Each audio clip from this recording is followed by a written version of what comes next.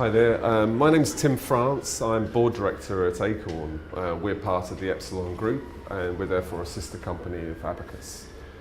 So when designing multi-channel campaigns, there's an awful lot to think about. There's an awful lot of things that go into making a campaign successful. So not least your product, your pricing, there's a whole raft of things you have to think about. What I'm here to talk to you today about is messaging. So how do you develop really good quality, strong messaging that's going to connect with your customers, driven from data, from what you know about them, what you can find out about them. So very quickly, and I'm again aware of the time pressures today, Christian, so not to worry. We're going to go through just establishing the premise that actually messaging is important, then looking at sort of understanding a target audience and how we get from understanding target audience to the tools we use, and then developing the message, and then how we test that message afterwards. So first of all, I'm going to just talk about why messaging is important. So let's establish the premise that I'm saying messaging is a very important part of a multi-channel campaign. Well, let's see why that might be so. So I've got this video here. Let's try and make sure I play that properly.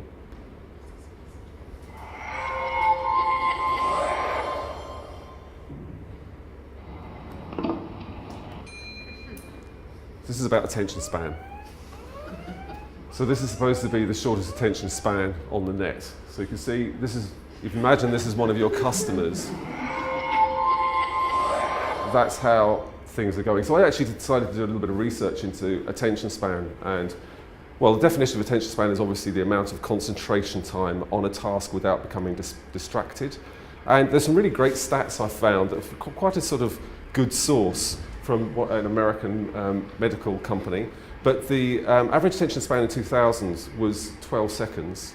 In 2013, it went down to 8 seconds. So in just 13 years, the average attention span of the consumer had gone down by 4 seconds. But that put it 1 second below the average attention span of a goldfish.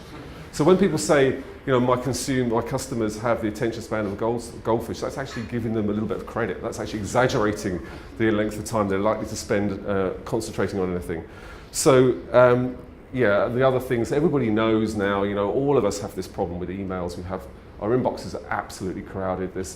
Sometimes it can be overwhelming just keeping track and keeping up to date with answering emails and opening them and reading them.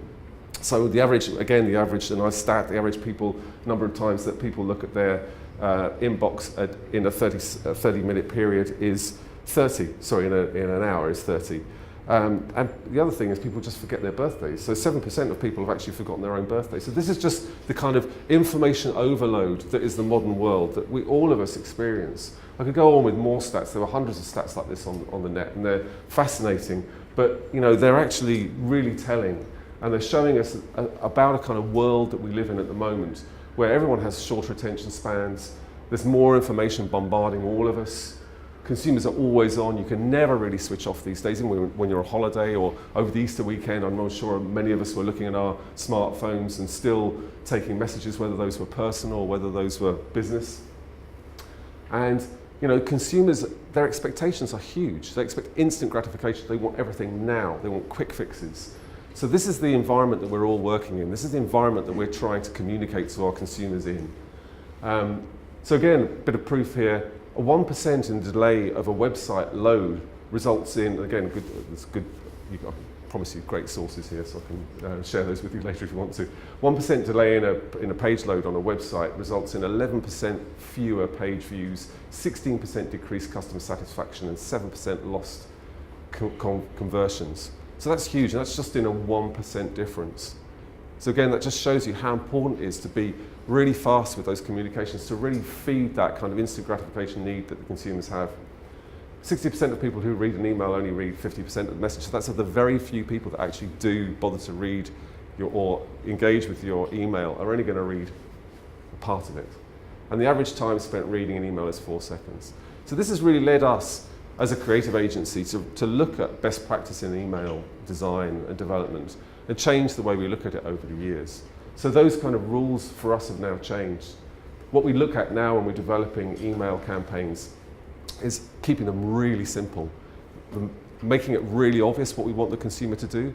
So we have kind of 3 things that we want to do very quickly. What is it?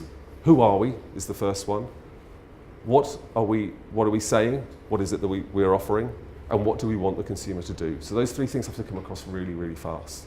We make our emails much more modular now, much cleaner, much easier to navigate, often with navigation bar at the top. So we really do try to, we've kind of, as I say, redeveloped the whole concept of best practice in emails as a result of this kind of reducing attention span that's happening out there.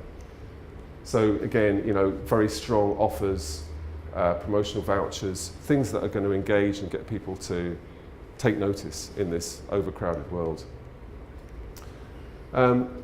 So we're big into looking at the difference between quantitative and qualitative. So we know everybody's kind of left brain, right brain has a different mix of each. So how do we engage with those two sides, but also how do we use those kind of two concepts, quantitative and qualitative, in our developing of messaging? So Abacus and yourselves have great insight already into who your customers are, demographics, geography, age, gender, socioeconomic grouping, purchasing behaviour. So really fantastic quantitative insights into your audiences. That tells us, who do we need to speak to, where we'll find them, and how they behave. But what we can overlay, those are all data-driven insights. What we can overlay onto that is then what we need to start overlaying is the qualitative idea. So what are the opinions? What are the beliefs? What are the aspirations that drive those behaviours? What are the people thinking? And how do we, in understanding that, that's how we then get to the point where we can develop really effective messaging. Sorry, was that the bell saying I have to finish? So our approach is that we use quite a lot of different techniques, in-depth interviews with individuals, group discussions. We sometimes get consumers to keep diaries for us and to look at journal exercises. And then obviously in context observation, so in store, we look at how people are behaving sometimes in store, and we stop them and ask them why they've done something. It's really just to try to get into their heads. I've got a point at the bottom about sample size. Sample size for us isn't that important.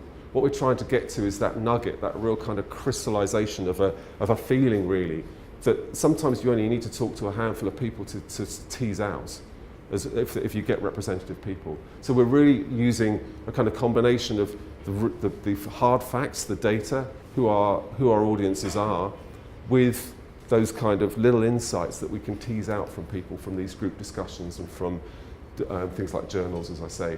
Media we use, talk to people in person, contact them via phone, we use video conferencing sometimes, and then a lot of kind of web questionnaires and that kind of thing, just to kind of tease out these really important kind of nuggets around feeling, the qualitative stuff that we really want to get our hands on.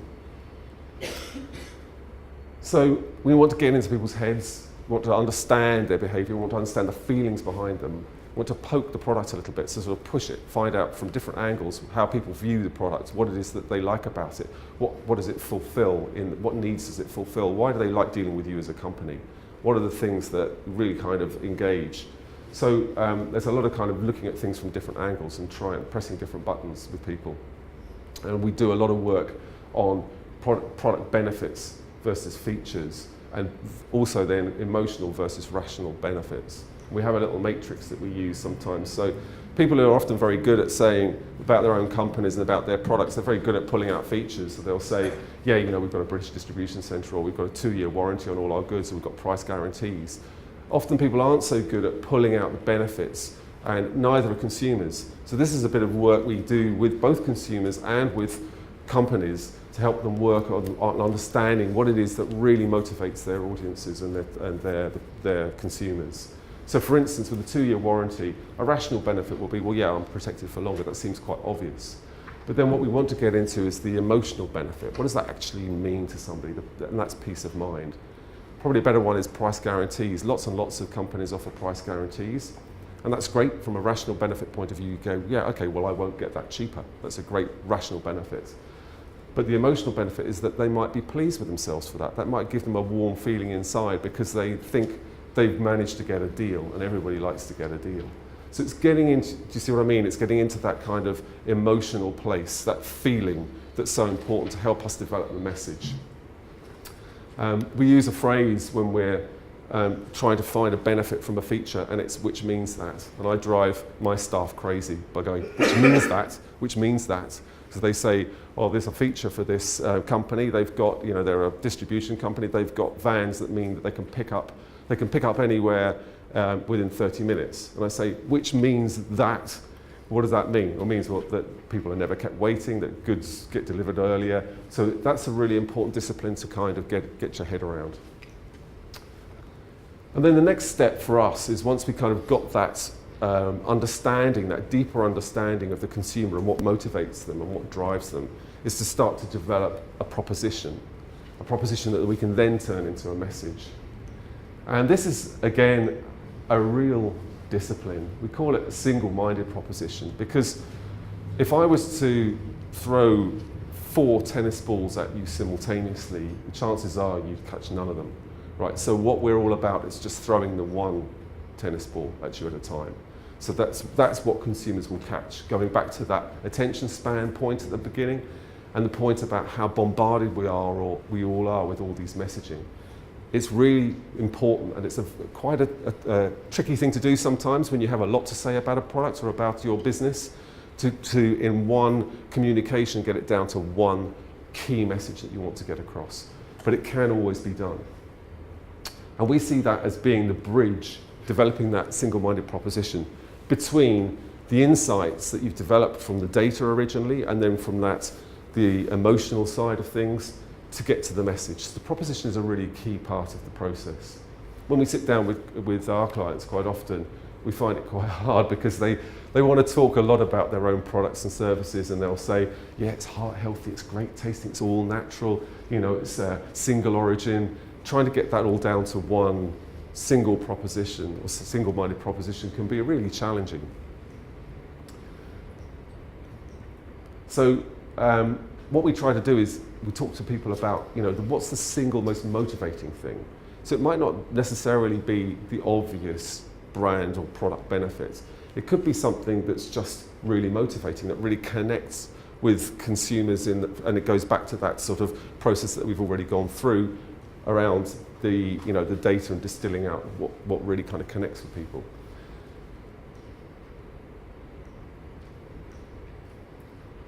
So these are the kind of areas that we look at, and there's lots and lots of them. So it could be, what's in it for the consumer? Is there an emotional benefit or a rational benefit there? Is there a disadvantage to non-use? Is there a price characteristic? Is it the best price that you can get? Is there product heritage? Is there image characteristics? Are there user characteristics? Is there a special way that you use something that makes it different, that makes it stand out? All designed to try to find that single-minded proposition that's going to stand out and cut through all the noise. Or does it address a particular need? And again, that's an area that we work a lot on, looking at, what is it that this product or brand is doing? What need is it addressing? Is it convenience? Is it saving? Is it risk reduction? So I've got some examples. Some of them from other agencies, some are from ours, and some of them are from a long time ago. So Lanson, the champagne for people with imagination to create their own champagne occasions. So that kind of sets that brand apart. It's not Moet and Chandon, it's something different. It's not for everybody, but it's for those people that have a bit of an individual spirit. So that's where that brand is positioning itself, through a proposition like that. The Guardian, see the whole picture. Apple iPod, I like this one because it goes back, you've got to imagine when Apple launched the iPod, which was, a long time ago. Now everybody thinks 1,000 songs in your pocket, that's so what, I've got 10,000 in mine, or I've got, 60,000 in mine. In those days, it was a revolutionary device. And to get that really did distill its benefits, the fact that you could get 1,000 songs in your pocket like that.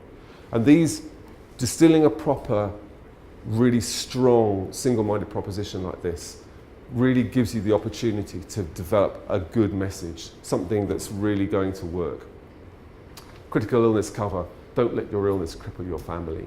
And then Total Jobs, which is one of ours, which is a very simple one, just boost your career. So I've got a couple of examples of how we've worked with those. And this is how not to do it. This is not a single-minded proposition. Something is dependable and affordable, offering great value for money and an unforgettable experience. That's about 5 tennis balls coming at you at once, so it's never going to work. So this is our total jobs emailer. Again, you know, following our new best practice email design, so very clean, very modular, very simple, very easy to adapt. Nice, engaging image, although the email will work without images too, and very strong call to action. And then this is just an excuse for me to play one of my favourite ads from 1900 and Frozen to Death, which is The Guardian, and it comes from that proposition that we've just looked at there. So just enjoy this for a second.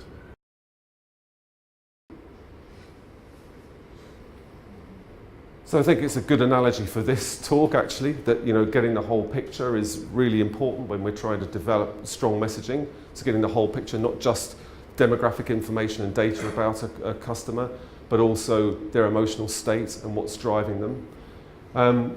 It's also just a really good example of how creative you can be if you have that very strong jumping off point of a really good single-minded proposition. Whether it's for email or whether it's for TV, it really is irrelevant what the channel is ultimately.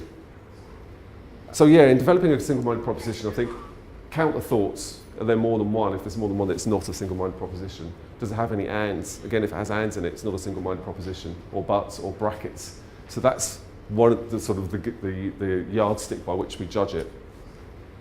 I'm just going to quickly summarize. So in developing messaging from data, know who and where your target audience is. That's what you use the data for. Use that knowledge to find them, talk to them, ask them the right questions. That's adding that qualitative element. Find out how they feel. Use that knowledge to develop a single-minded proposition, and then use that single-minded proposition to develop great creative messaging. And then use your knowledge of that target audience to deliver that creative using the right vehicle at the right time, and that's obviously touchpoint strategy. So all of that, the purpose of this is clearly to drive more leads, make more sales, and build more loyalty with your customers. So I hope that's helped, and thanks very much for your time.